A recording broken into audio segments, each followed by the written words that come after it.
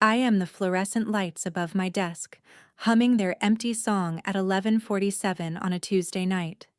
I am the cursor blinking on a spreadsheet that stopped making sense 2 hours ago.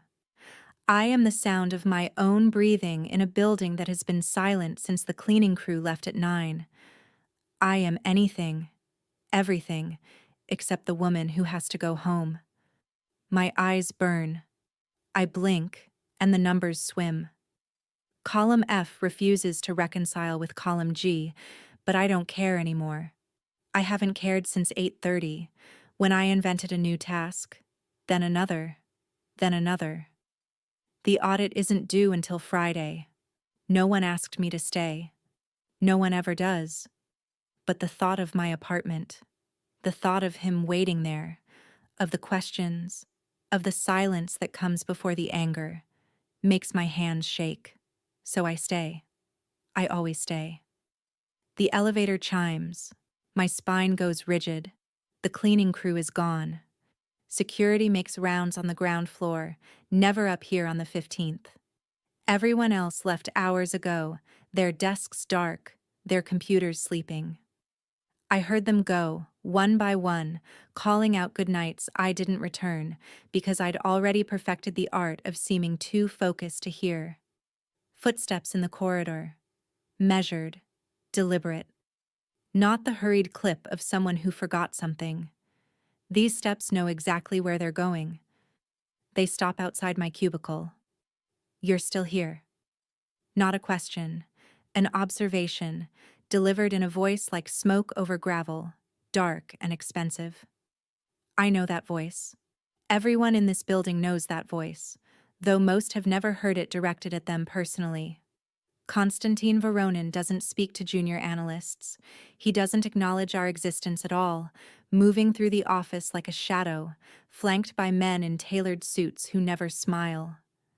I swivel my chair slowly, trying to compose my face into something professional, something that doesn't betray the fact that my heart is trying to break through my ribs. He stands at the entrance to my cubicle, one hand resting on the gray fabric divider.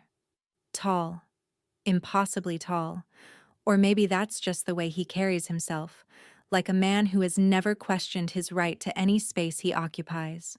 His suit is charcoal, perfectly cut, the kind that costs more than I make in 3 months. Dark hair, gray at the temples, eyes the color of winter storms.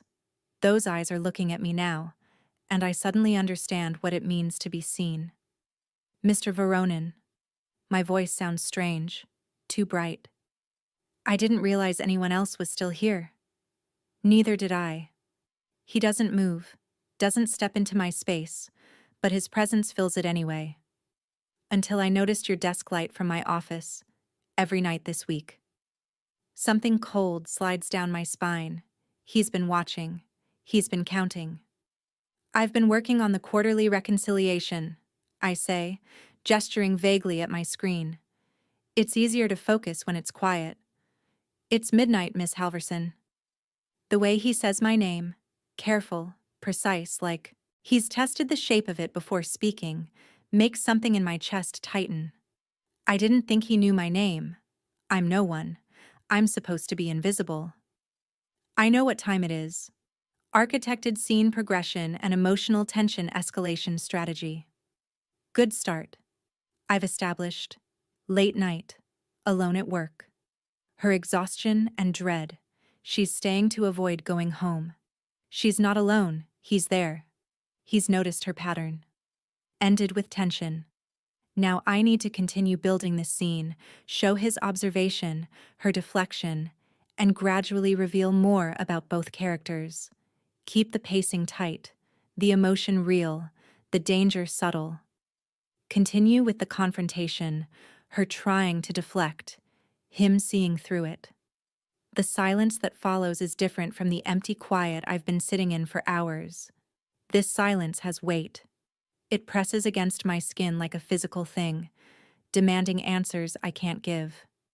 Do you? He asks softly, and there's something in his tone I can't quite identify. Because this is the 5th night you've been here past midnight. The 7th this week you've stayed past 10. My mouth goes dry. I didn't realize you were keeping track. I pay attention to patterns. He shifts slightly, and the movement is so controlled it's almost predatory. Especially when they involve my employees destroying themselves for no apparent reason. I'm not destroying myself. I'm working. You're hiding. The word lands like a blow. I stand up too quickly, my chair rolling backward and hitting the cubicle wall with a dull thud. I don't know what you think you. I think. He interrupts, and his voice hasn't risen at all, hasn't changed in volume or tone, but somehow it cuts through my words like a blade. That you're terrified of going home. I think you've been terrified for a while, and I think you believe if you stay here long enough, whatever you're afraid of might simply cease to exist. I can't breathe. I can't think. The fluorescent lights are too bright suddenly, the walls too close, and this man, this dangerous, observant man, is looking at me like he can see straight through to the broken parts I've spent months trying to hide.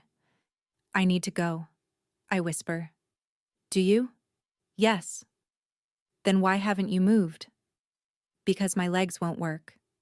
Because the thought of walking out of this building, getting into my car, driving to that apartment where Marcus is waiting, where he's always waiting, tracking my location on his phone, timing how long I take, counting the minutes and turning them into accusations, makes my vision blur at the edges.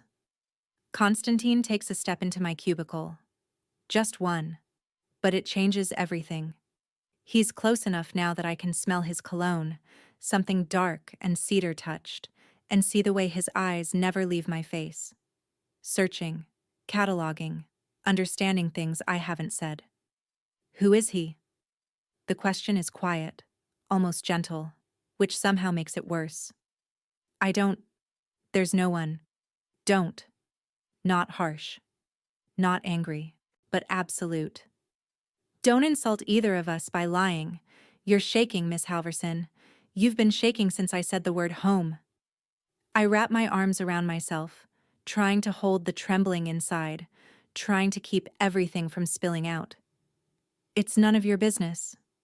Perhaps not. He tilts his head slightly, studying me. But you've made it my concern by turning my office building into your sanctuary every night. So I'll ask again.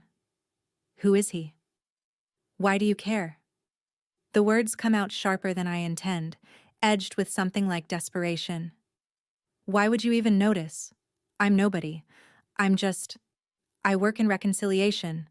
I'm a number on a spreadsheet. You shouldn't even know my name. Something flickers across his face. Not anger.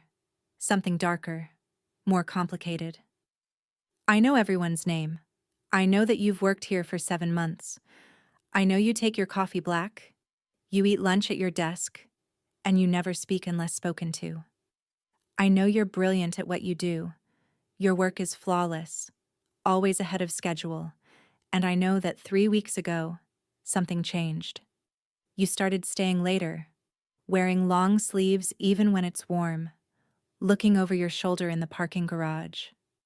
The air leaves my lungs. He's been watching me for weeks. Not just noticing, watching.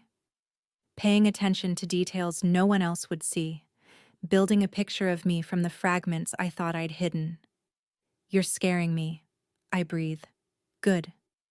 He doesn't move closer, doesn't reach for me, but his presence is overwhelming. You should be scared, but not of me. Never of me.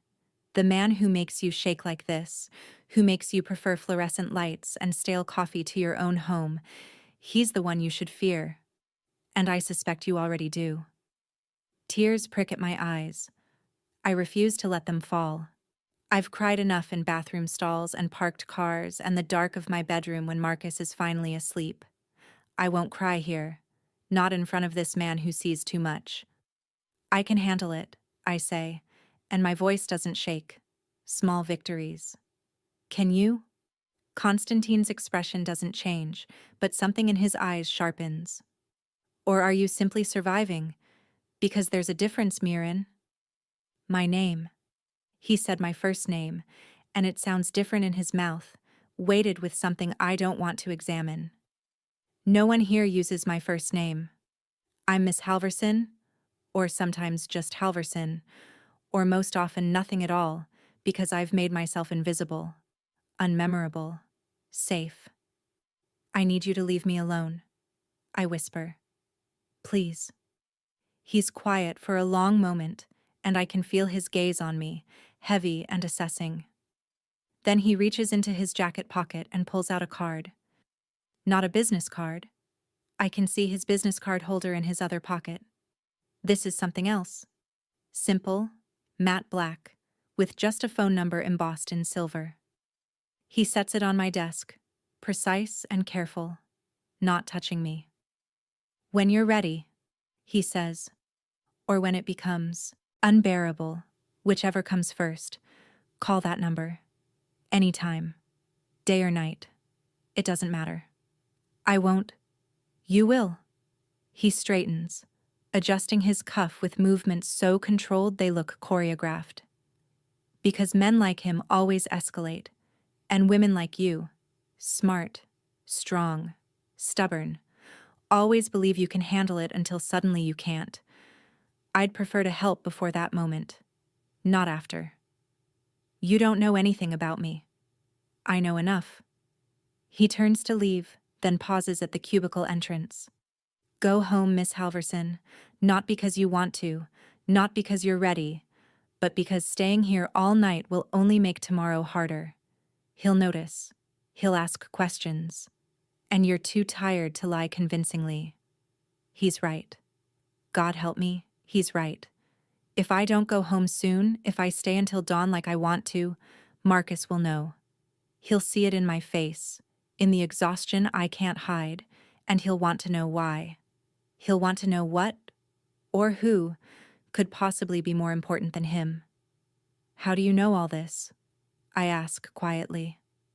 Konstantin looks back at me, and for just a second I see something in his eyes that looks almost like recognition, like he's seen this before, like he knows exactly how this story goes.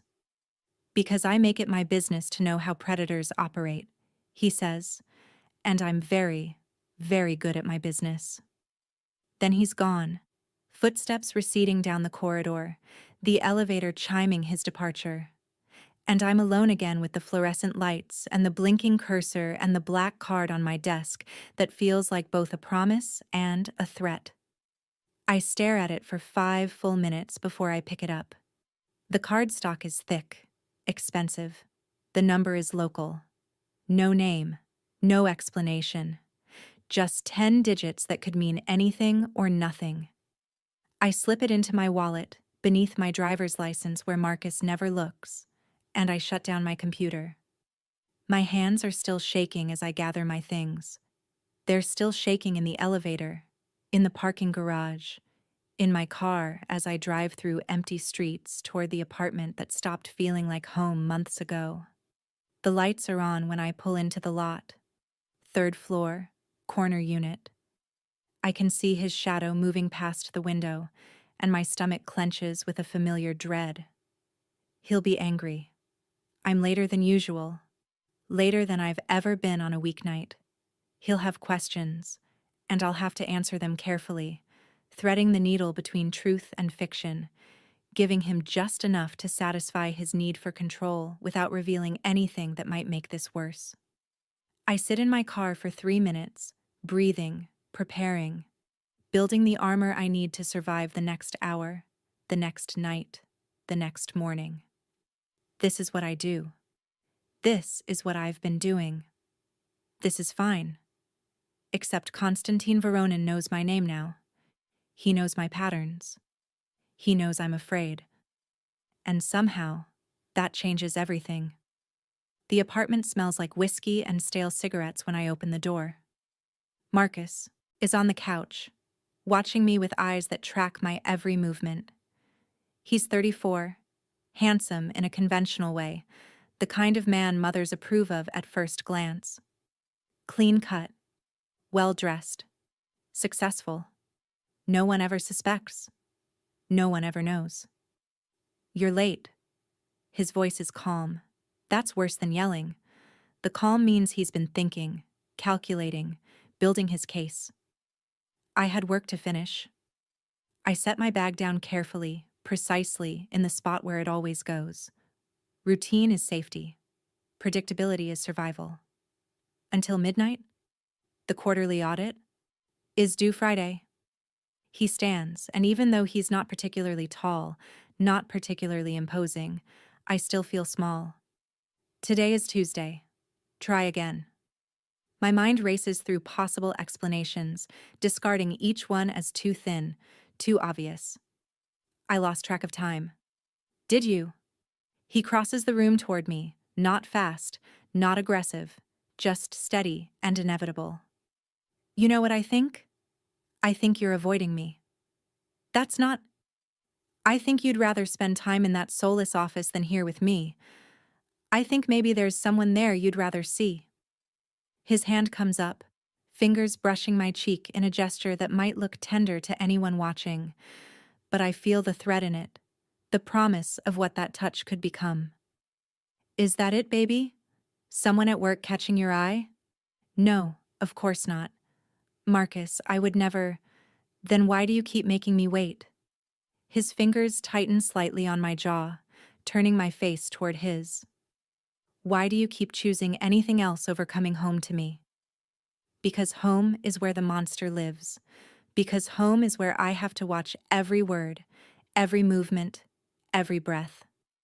Because home is where I'm slowly disappearing, piece by piece, until I won't recognize myself anymore. But I don't say any of that. I say, I'm sorry. You're right. I should have texted.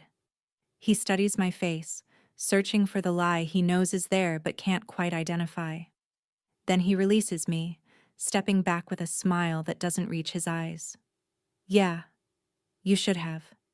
Don't let it happen again. I won't. Good girl.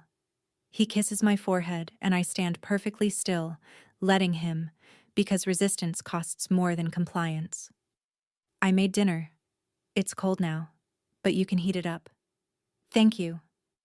I move through the motions, reheating pasta I don't want, sitting at the table across from him, answering questions about my day with carefully edited responses, laughing at his jokes, agreeing with his observations, playing the role of devoted girlfriend so convincingly I almost forget it's a performance. But in my wallet, beneath my license, a black card presses against my leg like a secret. And somewhere across the city, in an office that stays lit long after everyone has gone home, a man who sees too much is probably still awake, probably still watching, probably already planning something I can't begin to imagine. I should be terrified of that. The strange thing is, I'm not. The next morning, I arrive at work 15 minutes early. This is normal.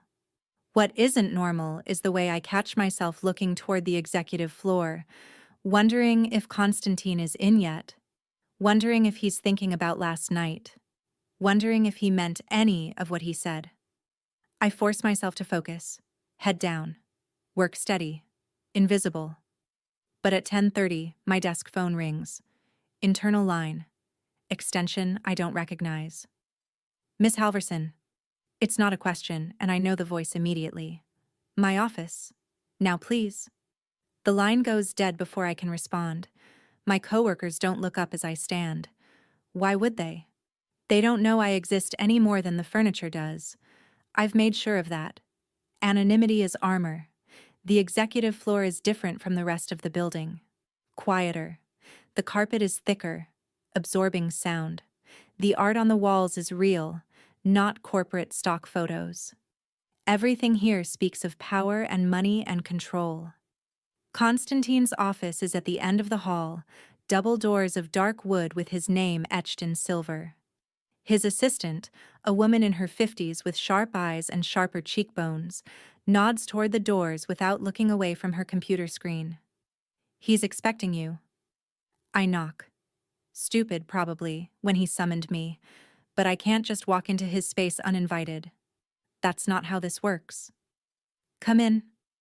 The office is exactly what I expected and nothing like I imagined.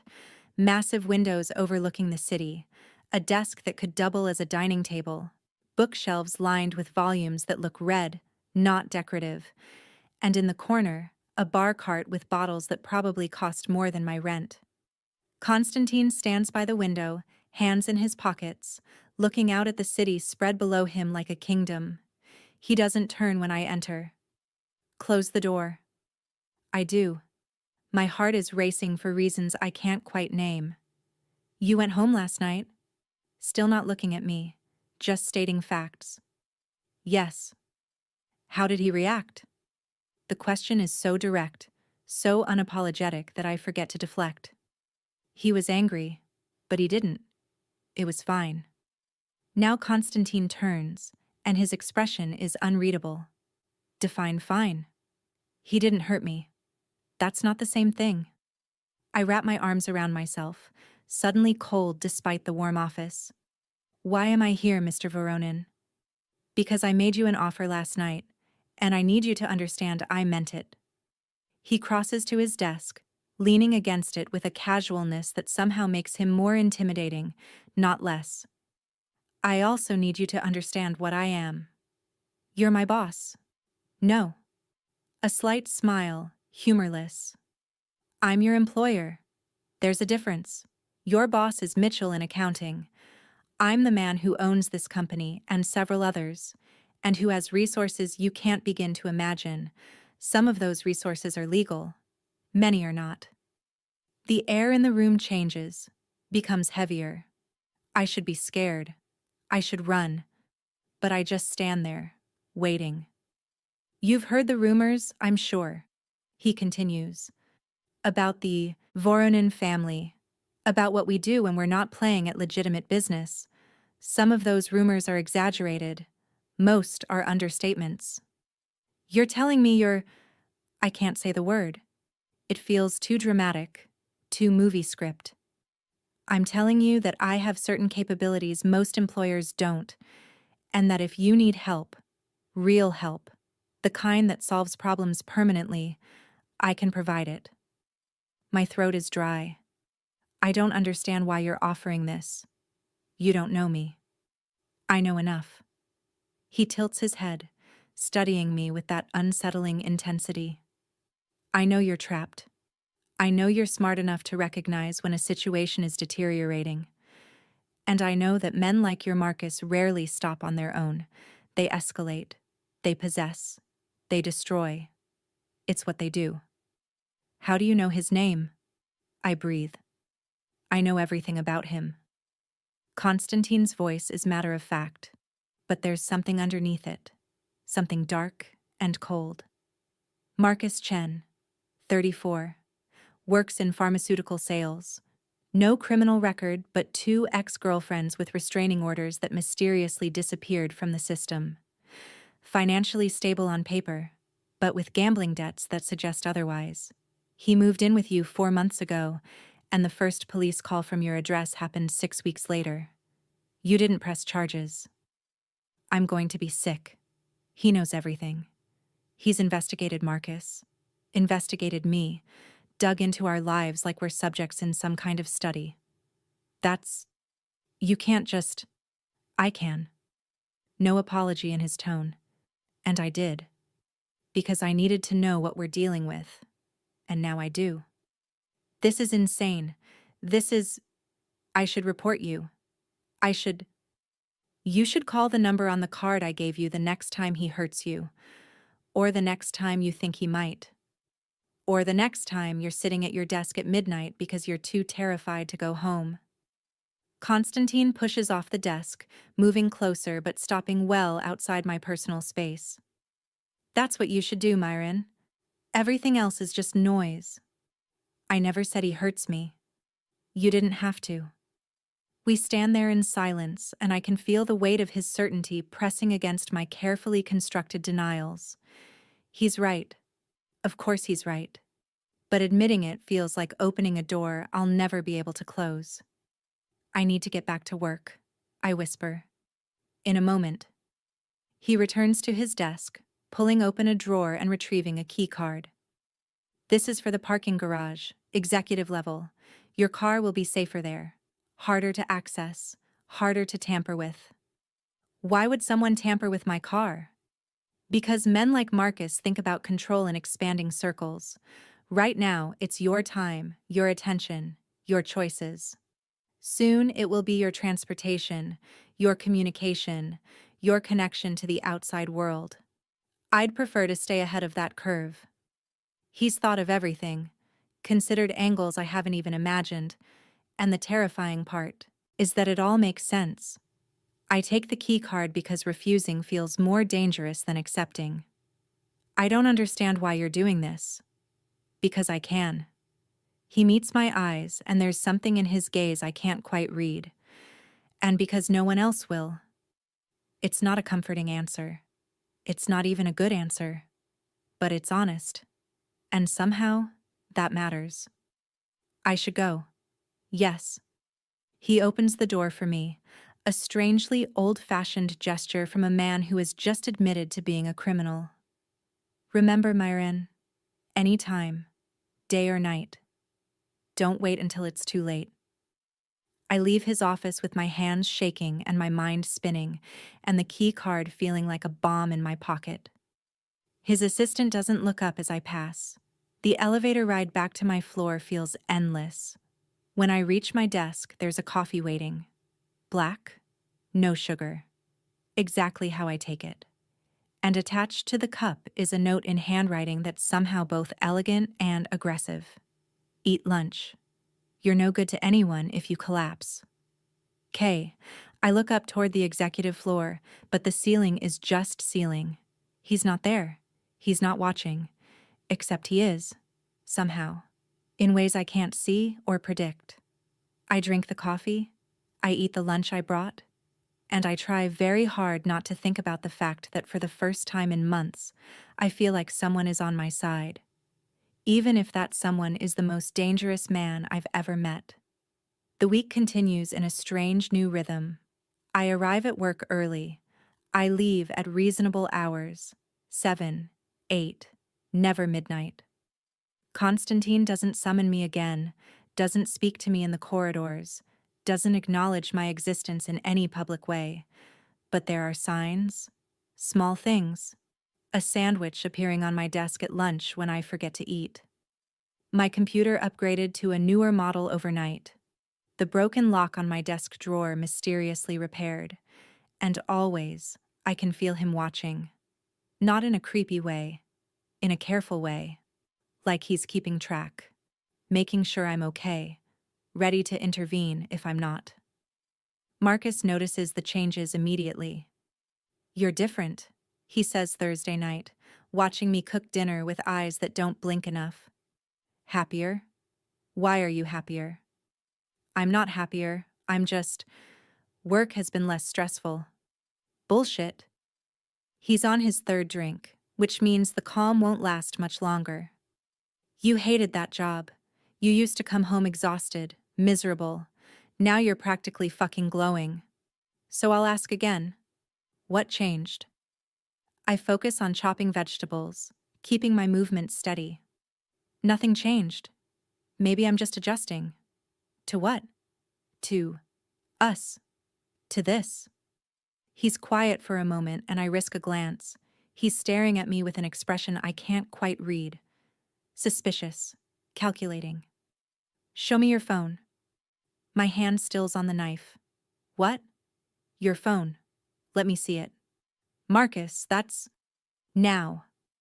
I pull my phone from my pocket and hand it over, hating the way my fingers tremble, hating that I've given him this power.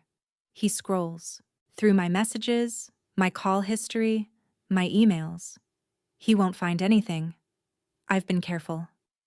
The black card in my wallet is the only evidence and he doesn't know about that. But he's looking for something. Some proof that his paranoia is justified. Who's Konstantin Voronin? He asks, and my heart stops. What? There's an email from him. Something about a benefits package update. Who is he? He owns the company. I keep my voice steady, even though my pulse is racing. He sends company-wide emails sometimes. Just emails? Yes. You ever talk to him in person? Once. He called a meeting about quarterly targets. The lie comes easily. Too easily. I barely said 2 words. Marcus studies me for a long moment, then sets my phone down on the counter. Fine. But I'm watching you, Miren. I see the way you've been acting. Something's different. And if I find out you're lying to me, if I find out there's someone else, I swear to God, there's no one else. I meet his eyes, willing him to believe me. There's only you. He wants to believe it. I can see the need in his face, the desperate desire to trust me. But the doubt is there too, poisoning everything. Keep it that way, he says finally. Then he kisses me, hard and possessive, and I stand there and let him, because the alternative is worse. That night, after he's asleep, I lock myself in the bathroom and stare at my reflection in the mirror. There are no bruises, no visible marks.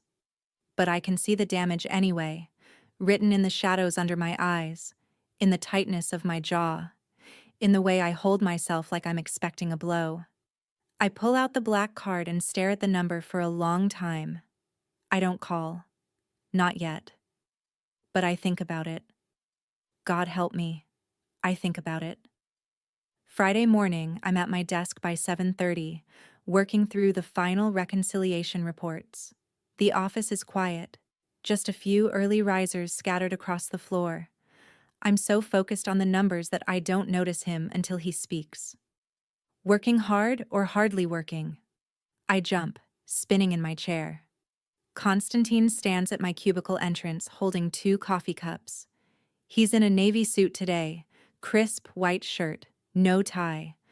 He looks like he just stepped out of a magazine spread for powerful men who could ruin your life with a phone call. Sorry, he says, though he doesn't sound particularly sorry. Didn't mean to startle you. I didn't think you'd be in this early. I'm always here early. He extends one of the cups toward me. Peace offering.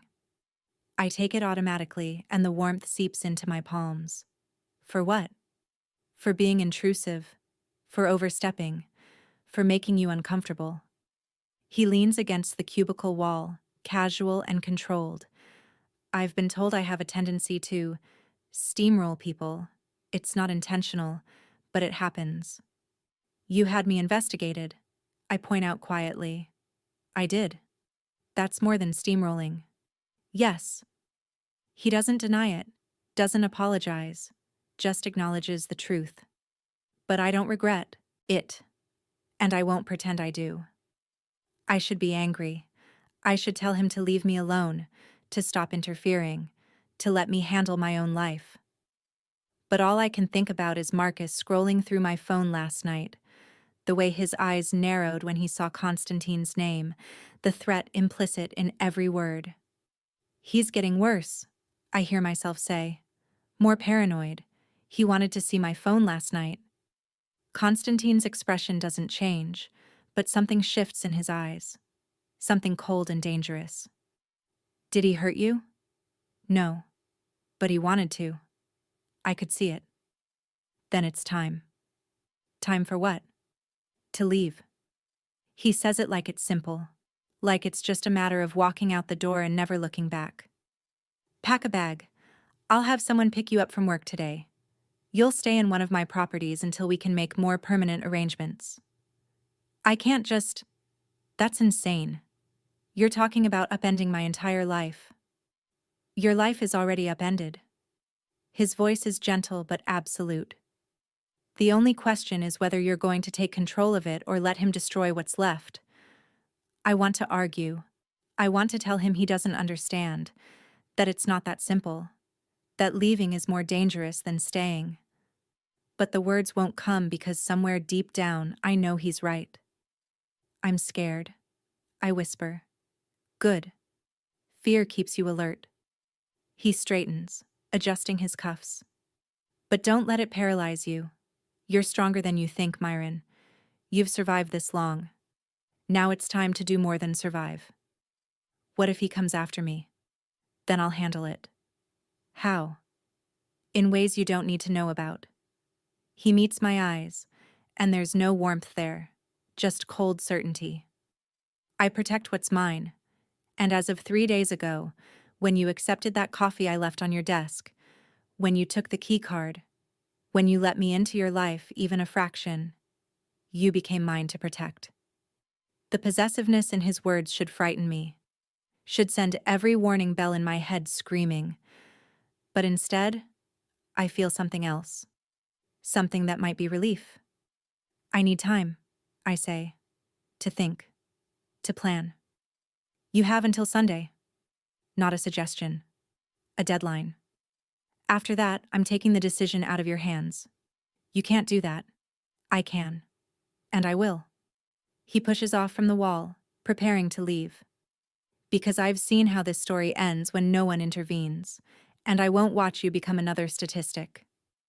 He walks away before I can respond, leaving me with cold coffee and warm assurances and the terrifying knowledge that I'm no longer navigating this alone, whether I want to be or not. The weekend stretches before me like a minefield. Marcus is in a good mood Saturday morning, which somehow makes everything worse. He makes breakfast, talks about his plans for us, touches me with hands that are gentle now but could so easily turn violent. I smile. I nod. I play along. But in my mind, I'm calculating. Sunday. Konstantin gave me until Sunday. Less than 2 days to make a decision that will change everything. Sunday morning, Marcus leaves early for a golf game with clients. He'll be gone for hours. This is my chance. My window. I pull a duffel bag from the closet and stare at it for 10 full minutes, unable to move. Once I start packing, there's no going back. Once I admit I'm leaving, I have to follow through. My phone buzzes. Unknown number. Car will be outside at noon. Bring only what matters. Everything else can be replaced. K. He's made the decision for me, taken the choice away. I should be furious, but instead I feel something that might be gratitude. I pack quickly. Clothes, documents, laptop, photos of my parents. The few things that are actually mine, not ours, not his.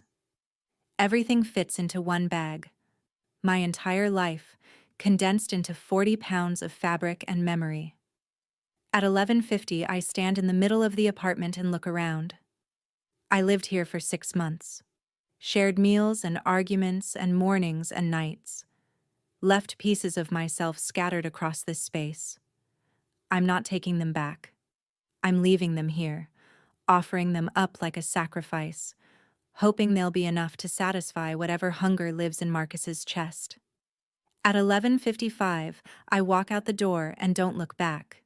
The car waiting outside is black, sleek, with windows tinted so dark I can't see inside. The driver is a man in his 40s, built like a boxer, with eyes that catalog everything and reveal nothing. Miss Halverson? His voice is rough, accented. Russian, maybe. Yes. I'm Dmitri. I work for Mr. Voronin. He takes my bag with surprising gentleness. Please, get in. The interior smells like leather and something else, something expensive I can't identify. The seats are soft. The world outside feels distant, separated by glass and money and power. We drive in silence through Sunday empty streets. I don't ask where we're going. I don't want to know. Not yet. For now, I just want to exist in this strange liminal space between one life and the next. The building we stop at is in the financial district, all glass and steel and modern architecture. Dmitri leads me through a lobby that's more art gallery than apartment building, into an elevator that requires a key card to operate. We rise. 30 floors, 40, 50, the penthouse. Of course it's the penthouse. The doors open directly into the apartment, and I step out into a space that can't be real. Floor-to-ceiling windows offering views of the entire city. Furniture that looks like sculpture. Art that belongs in museums. And Konstantin, standing by those impossible windows, hands in his pockets, watching me with an expression I can't read. "Welcome," he says simply. I stand there with my duffel bag and my fear and my hope, and I don't know what to say. "This is too much," I finally manage. "This is temporary." He crosses to me, taking the bag from my numb fingers and setting it aside. "Until we figure out next steps." "We? You think I'm going to throw you to the wolves alone?" He almost smiles. "I have a reputation to maintain, Miren. Can't have people thinking I don't take care of my investments." "I'm not an investment." "No." His expression softens, just slightly. "You're not." But I needed to make the offer sound practical. I'm not good at the other kind. "What other kind?" He doesn't answer, just gestures toward the rest of the apartment. 3 bedrooms. Yours is the one on the left. Bathroom is en suite. Kitchen is fully stocked. Security is... Wait. I hold up a hand, stopping him. You're not staying here? Would you like me to?" The question hangs between us, loaded with implications I'm not ready to examine. "I don't know," I admit. "Then I won't." He pulls out his phone, typing something quickly. "But Dmitri will be here, and there are cameras, and security protocols. You're safe here, Miren. Safer than you've been in months." Safe. The word sounds foreign, like something from another language I used to speak but have forgotten. "What about Marcus?" I ask quietly. "When he realizes I'm gone?" "I'll handle Marcus." "How?" "Do you really want to know?" I think about it. About what Konstantin is, what he's capable of, what his handling might entail. And I realize I don't want to know. I just want it to be over. "No," I whisper. "Smart." He checks his watch. "I have a meeting in an hour. Dmitri will stay until I return. If you need anything at all, there's a phone in the kitchen. Press 1. It reaches me directly." He's leaving. I just got here, and he's leaving. And the panic must show on my face because he stops, turns back, studies me with those winter storm eyes. "You're safe here," he repeats, softer this time. "I promise you that. No one can get to you. Not him. Not anyone." "Okay." I wrap my arms around myself, trying to hold the trembling inside. "Miren." He waits until I meet his gaze. "You did the right thing. Leaving. It took courage. It took desperation. Sometimes those are the same thing." He reaches out, and for a moment I think he's going to touch me, but his hand stops just short, hovering in the space between us. Then he drops it. "Get some rest. You look exhausted." "I am." "Then rest. We'll talk later." He leaves, and I'm alone in this impossible apartment with its impossible views and its impossible safety. I stand there for a long time, just breathing, just existing, just letting myself feel the absence of fear. Then I go to my room, not our room, not his room, and I lie down on a bed that smells like clean linen and nothing else, and I sleep for the first time in months without wondering what I'll wake up to. I wake to darkness and the sound of my phone ringing. Marcus. My heart stops. My hand reaches for the phone automatically, muscle memory from months of conditioning. Answer. Always answer. If you don't answer, it's worse. But I'm not there anymore. I'm here. I'm safe. I silence the call. 10 seconds later, it rings again, and again, and again. By the 6th call, I'm shaking so hard I can barely hold the phone. He knows. He's figured it out. He's coming. I stumble out of the bedroom, disoriented by the unfamiliar space, searching for Dmitri, for another person, for anything that proves I'm not alone. He's in the living room, standing by the window like a sentinel. He turns when he hears me, and something in his expression shifts when he sees my face.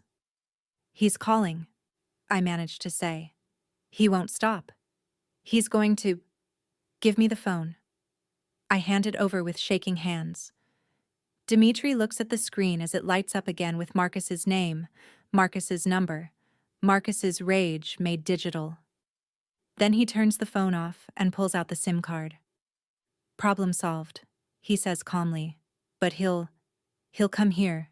He doesn't know you're here. Dimitri pockets the SIM card. And even if he did, he wouldn't make it past the lobby. You don't know him. I know his type. Something cold flickers across Dimitri's face. And trust me, Miss Halverson, he should be more afraid of us than you are of him. The certainty in his voice should comfort me. It doesn't. Because I know Marcus. I know what he's capable of when he feels like he's losing control. And I've just committed the ultimate betrayal. I've left. Mr. Voronin is on his way back, Dimitri adds. He'll be here in 20 minutes.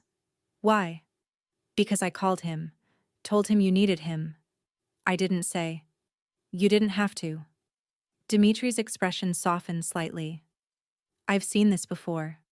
Many times. The fear doesn't go away just because you're somewhere safe. It takes time. And someone who understands. He's right. The fear is still here, crawling under my skin, making my hands shake and my breath come too fast. I'm safe in this fortress apartment with its security and its cameras and its guard. But my mind hasn't caught up to my body. My mind is still in that other apartment, waiting for the door to open, for the questions to start, for the careful control to slip into something worse. I sit on the couch, pulling my knees to my chest, making myself small. A habit. When you're small, you're less of a target. Dimitri doesn't comment, just moves to the kitchen and returns with a glass of water. Drink, he says. Not a suggestion, a command, but gentle. I drink. The water is cold and real and helps anchor me to this moment, this place, this reality. When the elevator chimes 18 minutes later, I'm still shaking, but at least I'm breathing normally. Konstantin emerges looking like he's been in a fight, tie loose, jacket missing, hair slightly disheveled. His eyes find me immediately, cataloging my state with a quick, thorough glance. Dimitri, he says quietly. Thank you. You can go. Dimitri nods and leaves without a word. The elevator doors close and then it's just us. Konstantin crosses the room and sits on the couch across from me, not beside me. Maintaining distance, giving me space. He called, he says. It's not a question. 11 times. My voice sounds hollow. I didn't answer. Good. But he knows. He knows I'm gone and he's going to do nothing. Konstantin's voice is calm, absolute. Because I'm going to make sure he understands that touching you again would be the last mistake he ever makes. I look up at that, meeting his eyes. You can't just. I can. I will. He leans forward, elbows on his knees, hands clasped. I told you what I am, Miren. I told you what I'm capable of. Did you think I was exaggerating? No, but. Then trust me when I say Marcus Chen is a problem I know how to solve. Permanently, if necessary. Temporarily, if you'd prefer. But solved. The casual way he discusses violence should terrify me, should send me running. But instead, I feel a sick sort of relief. Because for the first time in months, someone is offering to make this stop. Not to help me cope. Not to teach me to be stronger. But to actually end it. I don't want him dead, I whisper. Then he won't die. But he will disappear from your life. Completely. Irrevocably. No contact. No attempts to find you. No messages or calls or showing up at your work. He will understand that you are untouchable. And he will believe it. How can you guarantee that? Because I'm very good at making people believe things. He tilts his head, studying me. Especially when those things are true. I should ask more questions, should demand details, logistics, explanations. But I'm so tired, so exhausted from months of vigilance, of fear, of trying to stay 3 steps ahead of a man whose mood shifted like weather. Okay, I say simply. Konstantin's expression shifts slightly. Surprise, maybe. Okay? Make him go away. I don't care how. I can't do this anymore. I can't be afraid anymore. You won't have to be. He stands, and for a moment, I think he's going to leave. But instead, he moves to the window, looking out at the city. There's something you should know about why I'm doing this. You said it's because you can. That's part of it, but not all. He's quiet for a long moment, and when he speaks again, his voice is different. Rougher. My mother stayed with my father for 15 years. He hit her, controlled her, isolated her from everyone who might have helped, and no one intervened. No one thought it was their business. No one wanted to get involved. My throat tightens. Konstantin? She died when I was 17. Officially, it was an accident. She fell down the stairs. Broke her neck. He turns, and his eyes are empty. But I knew. I'd always known. And I'd done nothing because I was a coward. Because I was afraid of him too. You were a child. I was old enough to know better. Old enough to call someone, to tell someone, to do something. His hands curl into fists at his sides. So when I see what I saw in you, that fear, that exhaustion, that desperate need to disappear, I intervene. Always. Because maybe I can't save her, but I can save you. The air between us is heavy with old grief and new purpose. I stand, moving toward him without thinking, drawn by something I don't understand. I'm sorry, I say quietly. About your mother. Don't be sorry. He looks at me, and there's something in his eyes I haven't seen before. Something human beneath the control. Just be safe. That's enough. We stand there by the window, the city spreading out below us like a promise or a threat. And I realize something. This man, this dangerous, powerful, criminal man, is the first person in months who's made me feel like I matter. Like my fear is valid. Like my safety is worth fighting for. Thank you, I whisper. Don't thank me yet. A ghost of a smile. Wait until the job is done. Will you tell me? When it's finished? Do you want to know? I think about it. About Marcus. About what he deserves. About what justice might look like when it's delivered by a man who operates outside the law. Yes, I say. I want to know. Then I'll tell you. He checks his watch. It's late. You should sleep. Will you stay? Just in the apartment? I don't want to be alone. Something flickers across his face. I'll stay. He takes the guest room. I hear him moving around, the quiet sounds of another person existing in the same space. It should feel intrusive. Instead, it feels safe. I lie in bed and stare at the ceiling and think about all the choices that brought me here, all the moments I could have left, should have left, didn't leave, all the times I told myself it would get better, he would change, I could manage. And I think about Konstantin, watching me from his office, noticing patterns, seeing what I'd tried so hard to hide, intervening when no one else would, taking control because I couldn't. I should resent that. The way he's inserted himself into my life, made decisions for me, assumed authority he hasn't earned. But I don't. Because for the first time in longer than I can remember, I feel like I might actually survive this. Monday morning, I wake to the smell of coffee and the sound of quiet conversation. For a disoriented moment, I think I'm back in the apartment with Marcus, that everything was a dream, that I'm still trapped. Then I remember. I left. I'm safe. I'm here. I pull on clothes and venture into the kitchen. Konstantin is there, dressed for work in a charcoal suit, talking quietly with Dmitri. They stop when they see me. Good morning, Konstantin says. Coffee. Please. He pours me a cup, black, no sugar, because he remembers, and slides it across the counter. How did you sleep? Better than I have in months. Good. He exchanges a look with Dmitri. We have a situation.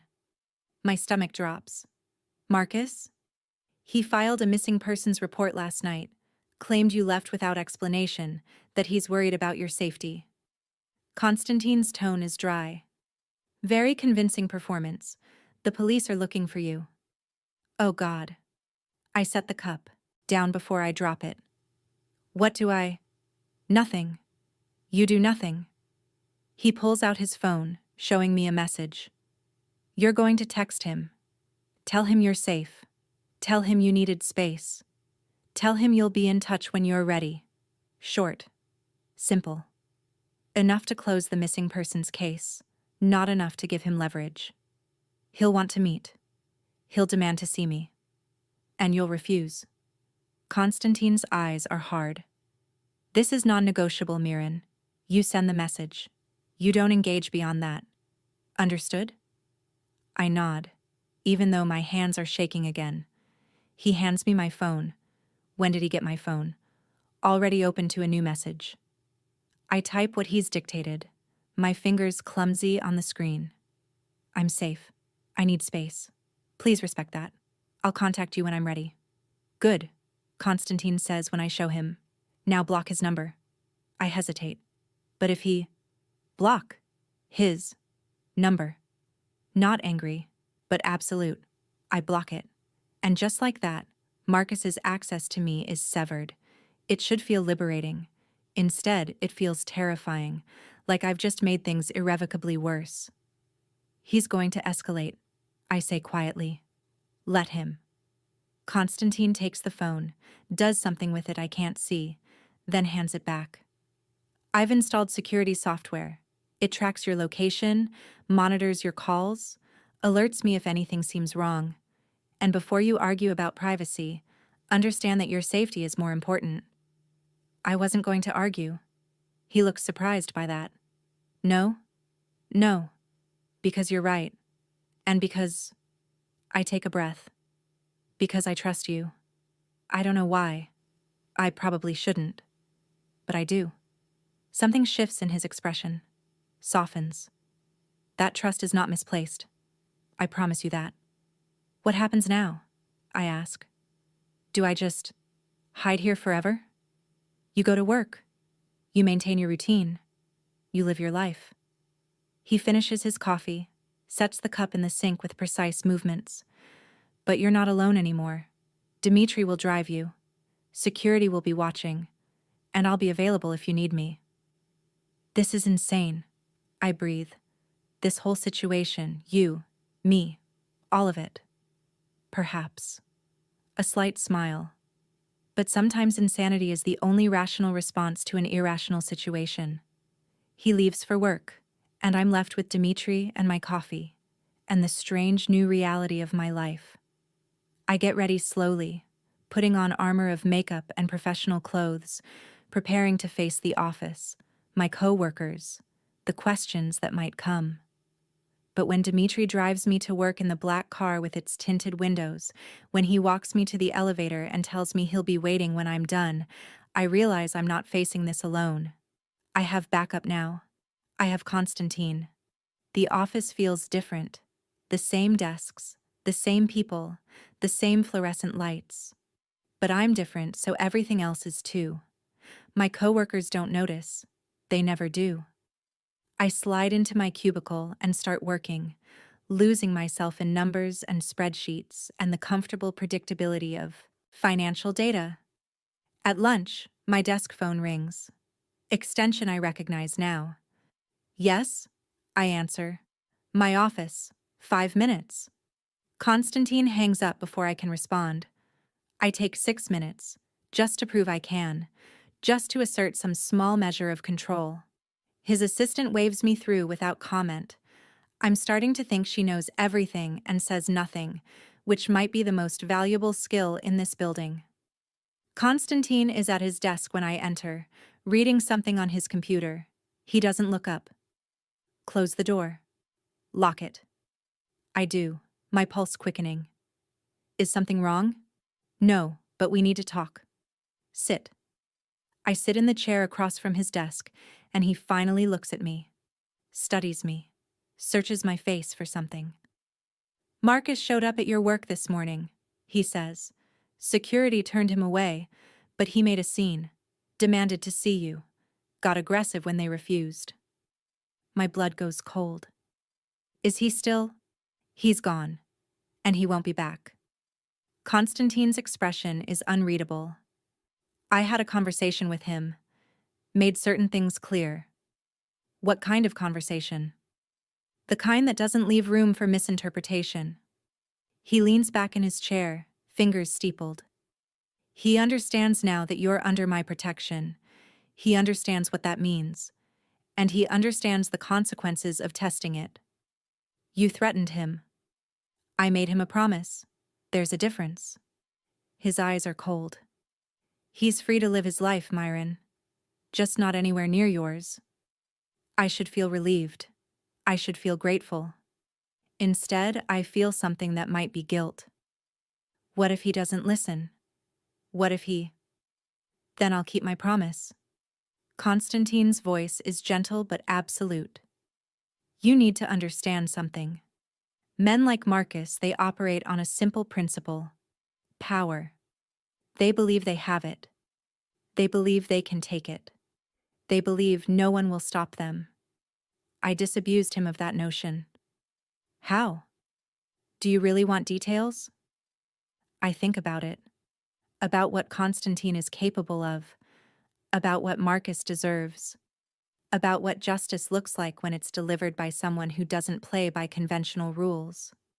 No, I admit. I just want to know it's over. It's over.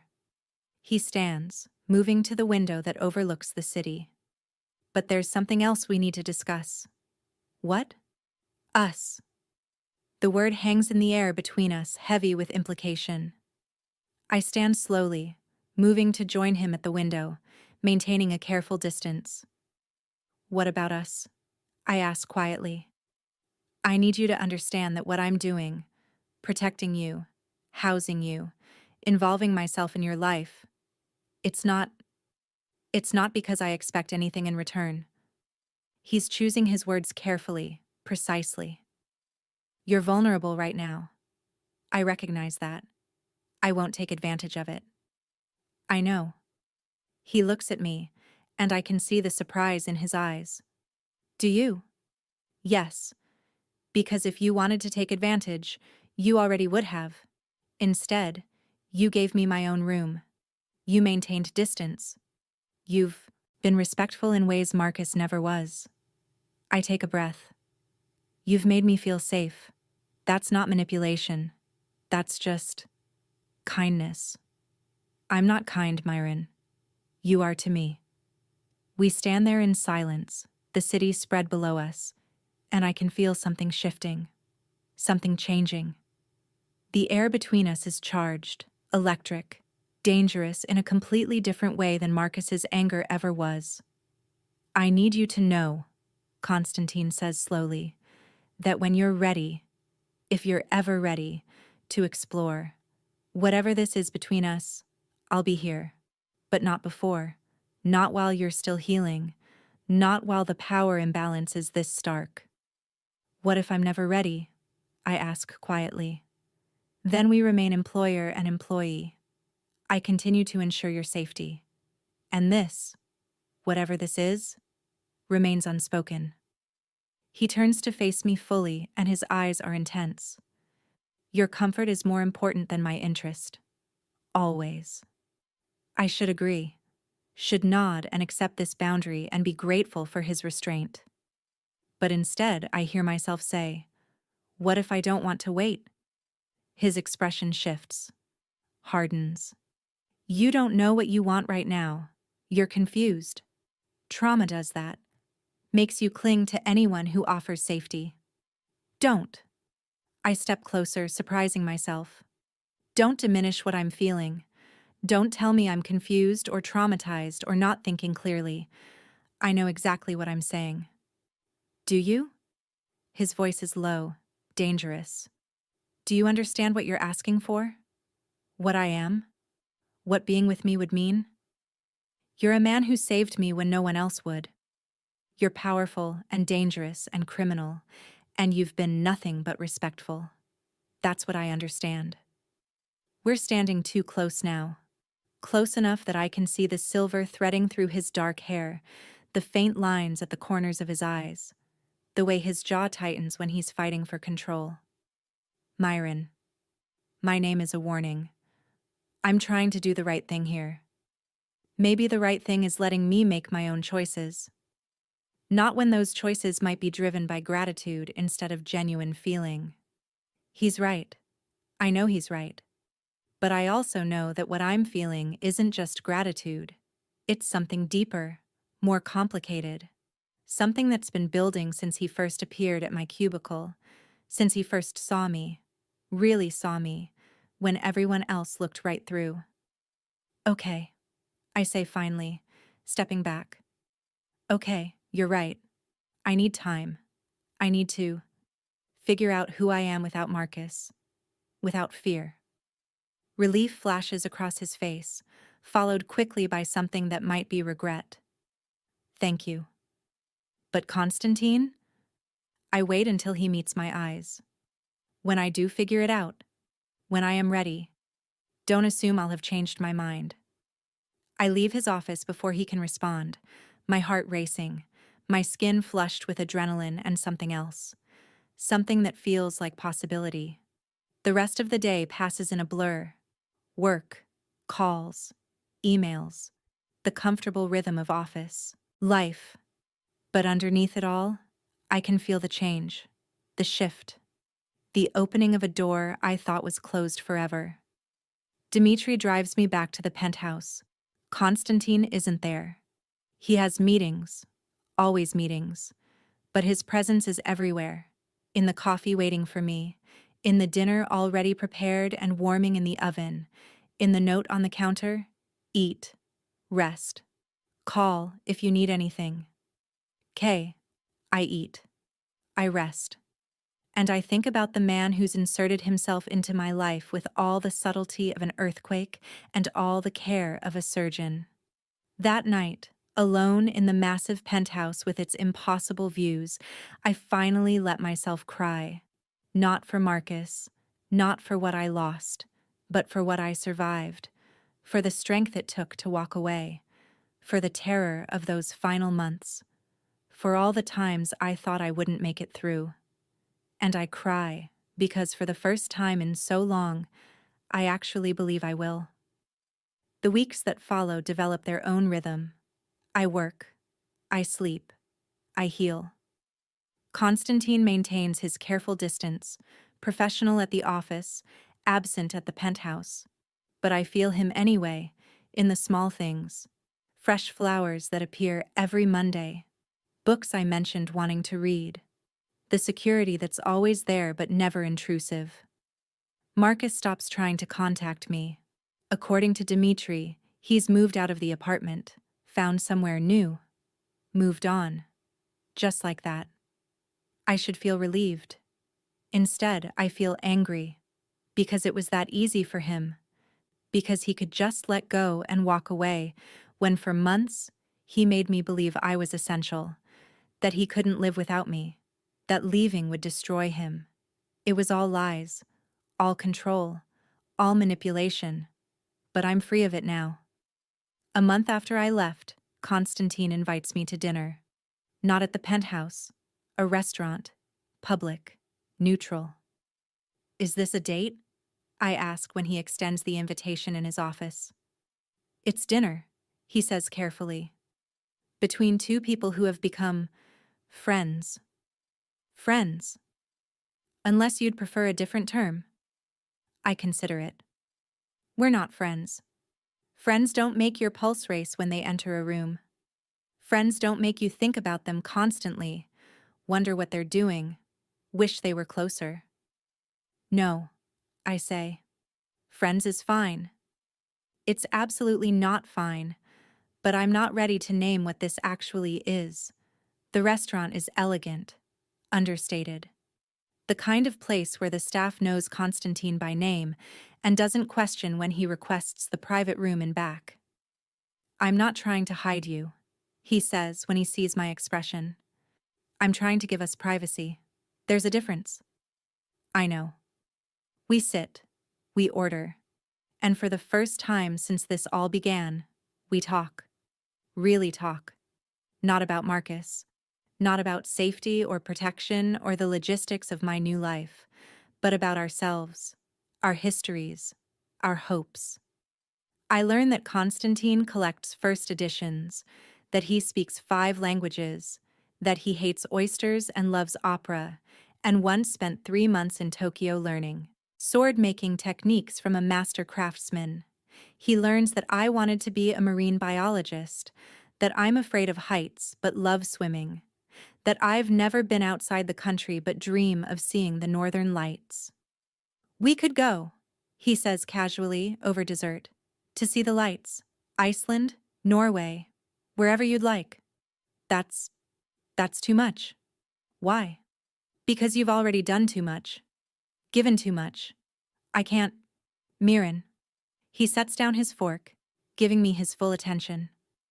I'm not keeping a ledger. I'm not tracking debts or favors or obligations. I'm offering because I want to.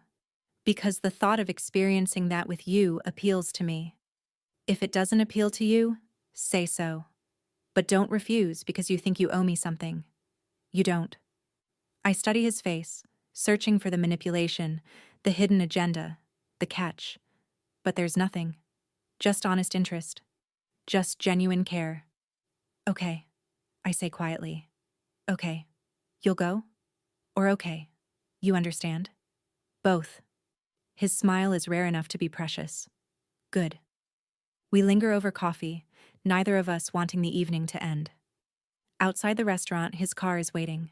Dmitri at the wheel, as always. I'll take you home, Konstantin says. The penthouse? Unless you'd prefer somewhere else? I almost laugh. The penthouse is the only home I have now. Everything else is just places I used to live. In the car, we sit in comfortable silence.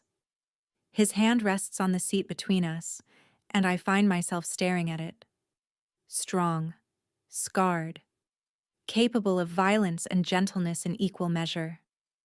Before I can talk myself out of it, I reach over and take it. His fingers close around mine immediately, warm and certain. He doesn't say anything, doesn't need to. The gesture says enough. At the penthouse, he walks me to the door like a gentleman from another era. Thank you for dinner, I say. Thank you for the company. Konstantin? Yes? I'm ready. He goes very still. Ready for what? To stop pretending this is just friendship. To stop pretending I don't feel what I feel. I meet his eyes, and I'm not afraid. Not of him. Not anymore. I'm ready to see where this goes. For a long moment he doesn't move, doesn't speak. Then he reaches out, slow enough that I could stop him, and cups my face in his hand. Are you certain? His voice is rough. Because once we cross this line, I won't be able to go back. I won't be able to pretend I don't want you. That I haven't wanted you since the moment I saw you drowning in that cubicle. I'm certain. He kisses me then. Soft. Careful. Like I'm something precious that might break. And I kiss him back, pouring months of fear and hope and gratitude and want into the press of my lips against his. When we break apart, we're both breathing hard. Come inside, I whisper. No. I pull back, hurt. What? Not tonight. He smooths his thumb across my cheekbone, and the tenderness in the gesture makes my chest ache. Tonight was about making intentions clear. Tomorrow we can explore what those intentions mean. But tonight, I want you to be absolutely certain. I want you to wake up tomorrow and still want this. Still want me. I will. Then tomorrow. He kisses my forehead, chaste and sweet.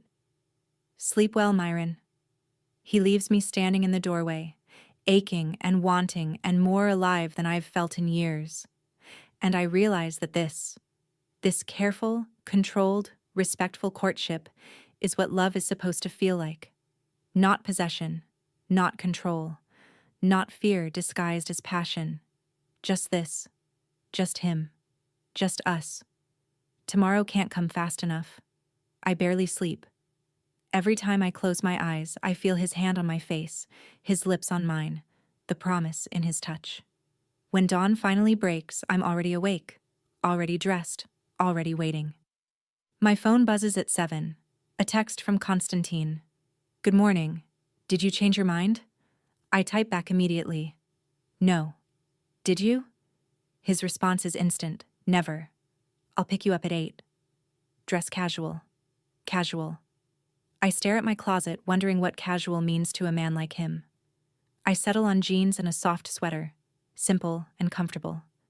The me I used to be, before Marcus, before fear, before survival became my full-time job. The me I'm becoming again. At 8 exactly, the elevator chimes. But it's not Dmitri who emerges. It's Konstantin, in jeans that should be illegal, and a black Henley that shows off the strength in his shoulders. Hi, I say, suddenly shy. Hi. He looks me over, and whatever he sees makes him smile. Perfect. Come on. Where are we going? You'll see. We take the elevator down to the parking garage, but instead of the usual black sedan, he leads me to a different car. Sleek, silver, clearly fast. You're driving? I ask. Today requires a personal touch. He opens the passenger door for me, then rounds to the driver's side. We drive out of the city, toward the coast. The landscape changes gradually, buildings giving way to trees, concrete to sand, noise to silence. I don't ask where we're going. I just trust. An hour later, we pull up to a house. Not a mansion, not a penthouse, just a house. Modern, all glass and clean lines, perched on a cliff overlooking the ocean. What is this place? I ask as we get out. Mine, well, one of mine. I come here when I need to think, to breathe, to remember that there's more to life than boardrooms and balance sheets. He takes my hand, and the touch is natural now. Easy. I wanted to share it with you. Inside, the house is all light and space. Windows frame the ocean like living paintings. The furniture is comfortable, lived in. This isn't a showplace. This is a home. It's beautiful. I breathe. I'm glad you think so. He leads me to the kitchen, where coffee is already brewing. I had someone come by earlier. Stock the fridge. Make sure everything was ready. You planned this. I hoped. He pours 2 cups, hands me one. There's a difference. We take our coffee out onto the deck. The ocean stretches before us, endless and powerful and free. I breathe in salt and possibility. I want to show you something, Konstantin says. But first, I need to tell you a story.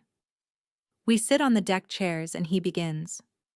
After my mother died, I became someone else, someone hard, someone dangerous. I convinced myself that caring was weakness, that attachment was vulnerability, that the only way to survive was to never let anyone close enough to hurt you. He stares out at the ocean, and I can see the weight of years in his profile. I built an empire on that philosophy, made enemies, made money, made a name that people whisper instead of speak, and I was fine with it. More than fine. I thrived. What changed? I ask quietly. You. He looks at me, and his eyes are raw.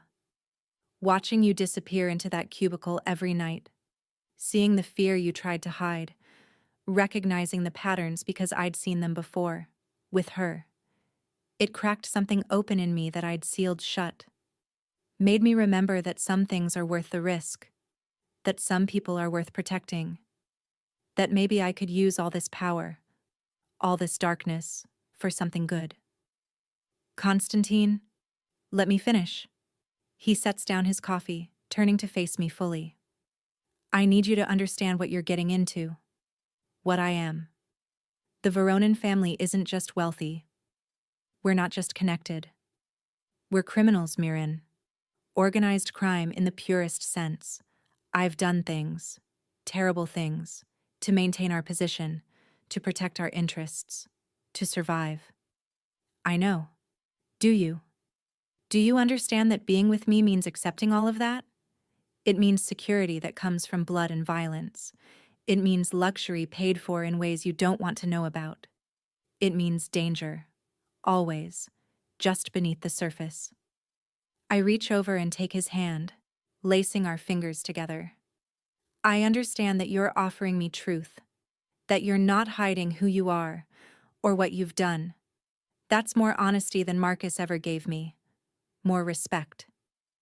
Miren, I'm not naive, Konstantin. I know you're dangerous. I know what you're capable of. But I also know you've never hurt me, never frightened me, never made me feel small or stupid or worthless. You've made me feel seen, safe, valued. That matters more than your tax status. He laughs, surprising both of us. My tax status. You know what I mean? I do. He brings our joined hands to his lips, pressing a kiss to my knuckles. But I need you to be sure, absolutely certain, because once you're mine, and make no mistake, Miren, if we do this, you will be mine. There's no halfway, no casual, no exit strategy. You're asking me to commit. I'm asking you to understand what commitment means in my world. I think about it, about what he's offering, about what it means. Not just a relationship, not just love, but belonging to someone who belongs to a darkness I can only glimpse. What do you need from me? I ask. Honestly? He considers the question, and I can see him choosing honesty over comfort. Loyalty, trust, the knowledge that you won't run when things get complicated, and they will get complicated. The understanding that my world is violent and unpredictable, and that you'll be part of that whether you're active in it or not. And what do I get?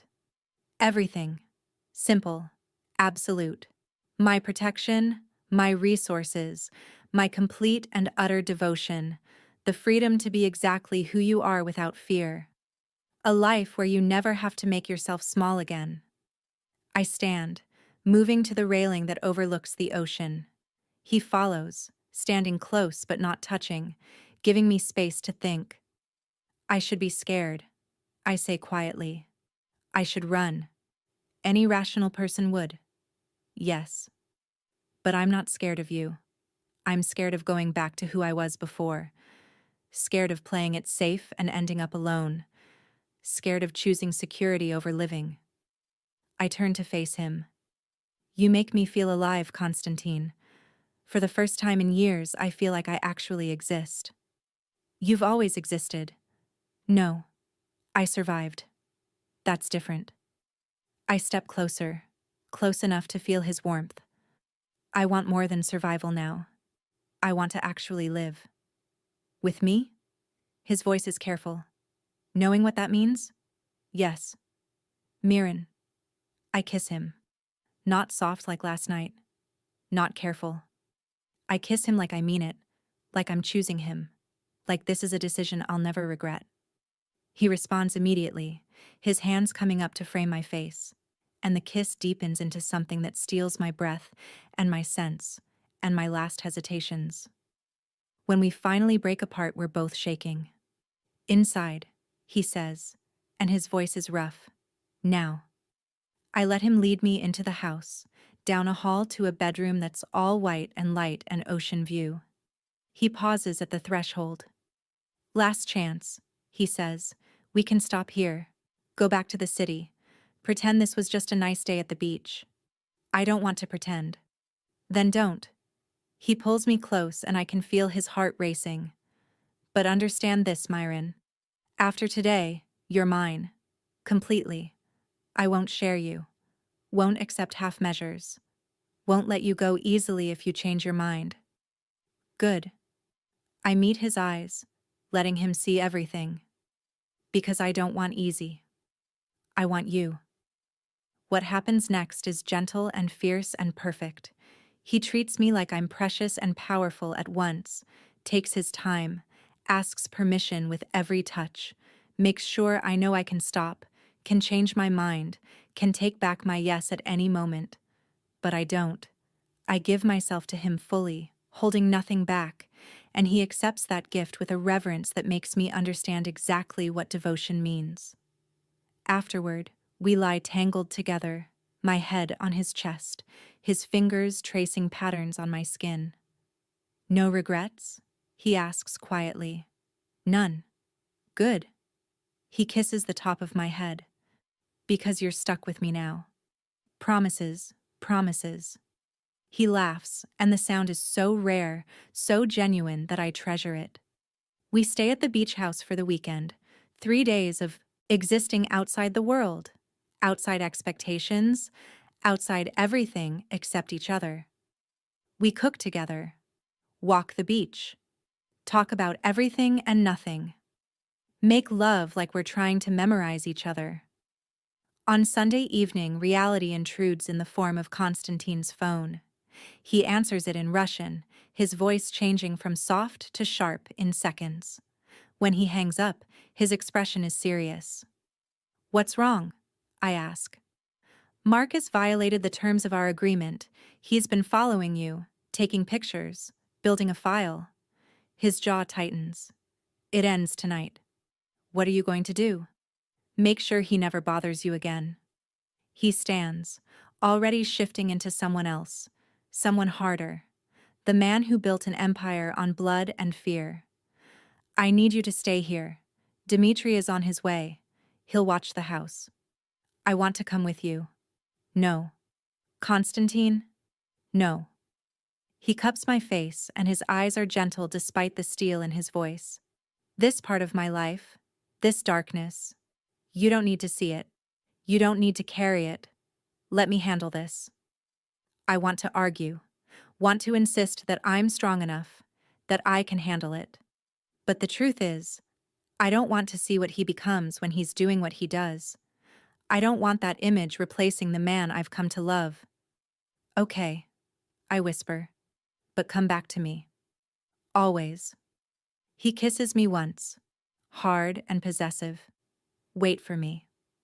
Then he's gone, and I'm alone with the ocean and my thoughts and the knowledge that somewhere in the city, Konstantin is handling Marcus in ways I can't imagine and don't want to. Dmitri arrives an hour later. He doesn't speak, just takes up position by the door like a statue made of muscle and vigilance. I try to sleep. Can't. Try to read. Can't focus.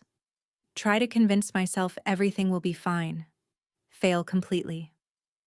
At 3 a.m, the door opens. Konstantin enters, and my breath catches.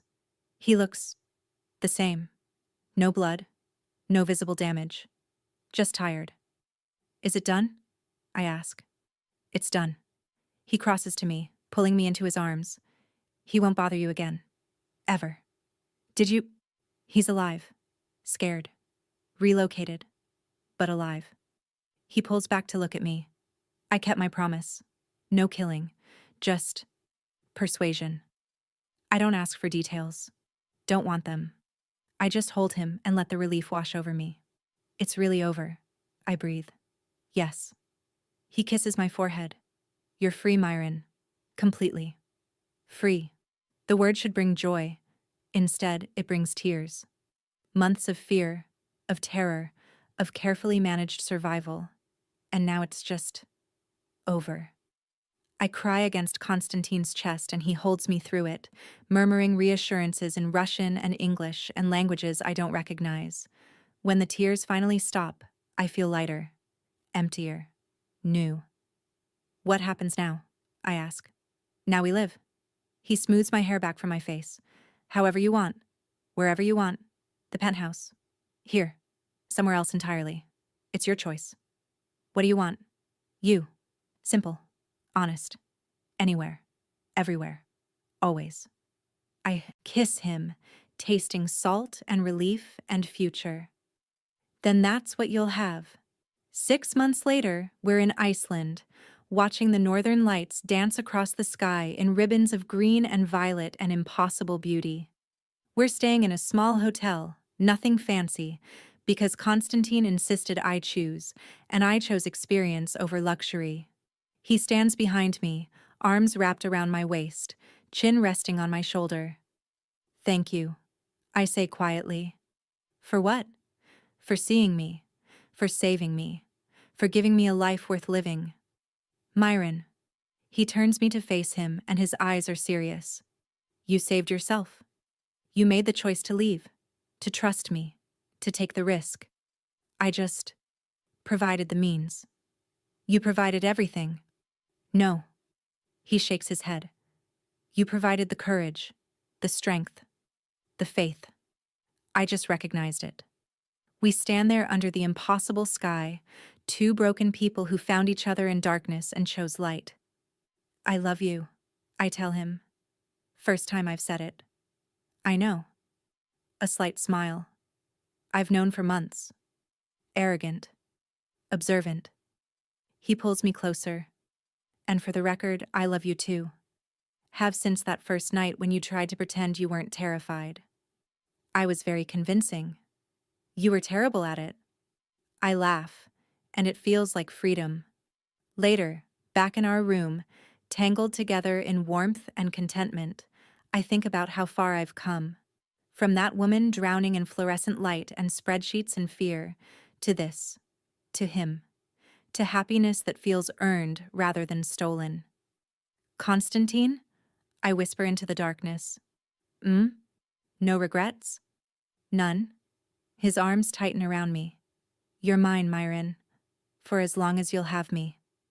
Forever then. Forever works. I close my eyes, safe in the arms of the most dangerous man I've ever known, and I sleep without fear for the first time in my life. Tomorrow, we'll fly home. Tomorrow, we'll return to the real world with its complications and dangers and obligations. But tonight, under the northern lights, in the arms of a man who saw me when I was invisible, I'm just a woman who survived and found something better than safety on the other side. I found love. Real, honest,